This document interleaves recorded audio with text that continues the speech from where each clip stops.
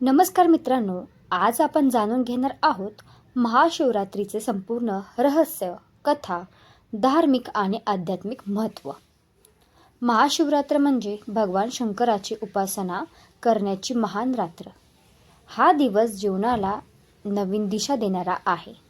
तुम्ही जर सर्वजण चॅनलला नवीन असाल तर चॅनलला लाईक करा, शेअर करा आणि सबस्क्राईब नक्की करा. चला तर मग सुरुवात करूया. महाशिवरात्र म्हणजे काय?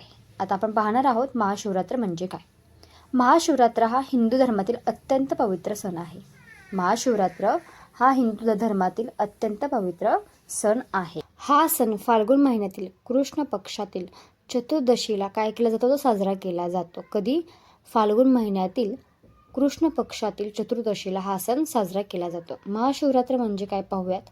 महान शिवरात्र म्हणजेच शिवतत्वाची जागृती होण्याची ही रात्र आहे.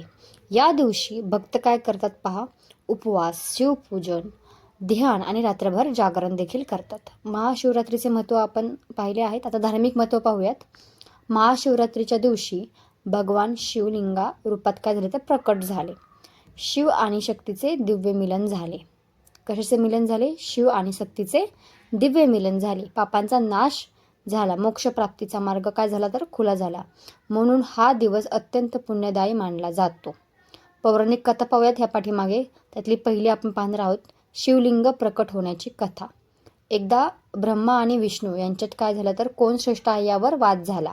कोणामध्ये? ब्रह्मा आणि विष्णू यांच्यामध्ये. तेव्हाच भगवान शिव अग्निस्तंभाच्या रूपात काय झाले तर प्रकट झाले. ब्रह्मा आणि विष्णू दोघेही त्या स्तंभाचा आरंभ आणि अंत शोधू शकले नाहीत. तेव्हापासून शिवलिंग पूजन काय झाले तर सुरू झाले. दुसरी कथा आहे शिव पार्वती विवाह. महाशिवरात्रीच्या दिवशीच भगवान शिव आणि माता पार्वती यांचा काय झाला तर विवाह झाला. म्हणून हा दिवस वैवाहिक जीवनासाठी शुभ देखील मानला जातो. शुभ, प्रेम, विश्वास, समर्पणाचे काय हे प्रतीक देखील मानले जातात. तिसरी कथा पाहूयात समुद्र मंथन आणि नीलकंठ कथा. समुद्र मंथातून निघालेले विष संपूर्ण सृष्टी काय करू शकते तर नष्ट करू शकते. भगवान शिवांनी ते विष काय केले तर प्राशन केले आणि सृष्टीचे रक्षण केले. म्हणून त्यांना नीलकंठ देखील म्हटले जाते. समजलं? पुढे पाहूयात पुढचा पॉईंट. महाशिवरात्रीचे व्रत आणि पूजन.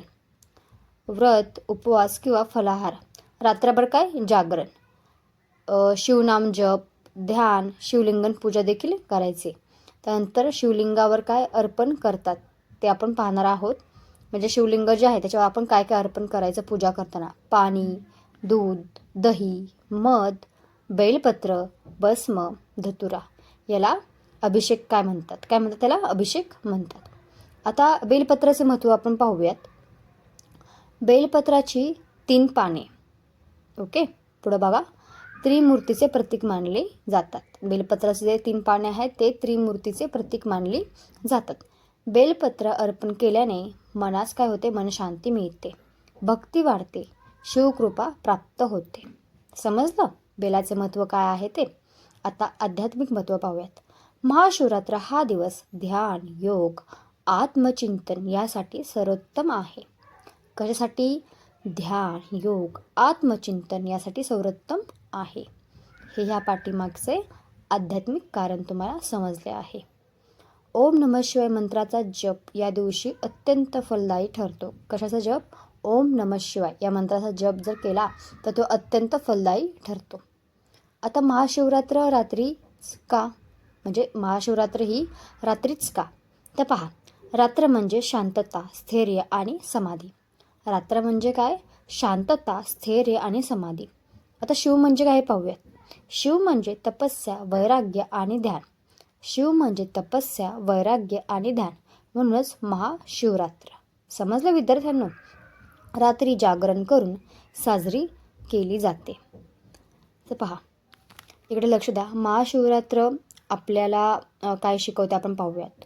अहंकाराचा त्याग करणे शिकवतं, संयम आणि शांतम, तसेच आत्मज्ञानाचा मार्ग. भगवान शंकर आपल्या जीवनातील अंधार दूर करून प्रकाशाची काय करते तर वाट दाखवतो. ओम नमः शिवाय.